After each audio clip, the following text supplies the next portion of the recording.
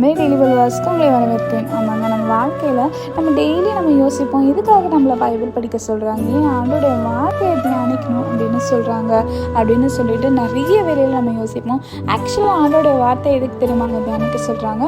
சங்கீதம் 119, 105 சொல்லப்படுது, உங்களுடைய வசனம் என் கால்களுக்கு தீபமும் என் பாதைக்கு வெளிச்சமாக இருக்கிறது.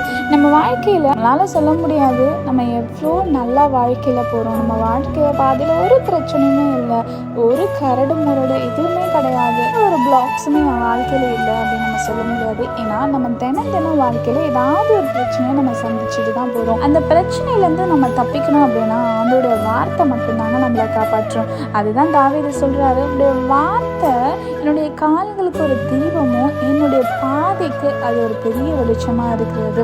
வெளிச்சம் இருக்கும் போது தாங்க நம்ம வாழ்க்கையில் என்னென்ன தடைகள் வருது அப்படின்னு பார்க்க முடியும். நம்ம இருட்டான ஒரு இடத்துல நடந்து போயிட்டே இருக்கும்போது கல் இருந்தாலும் அந்த கல் நம்ம காலில் குத்தி ரத்தம் தான் வரும்.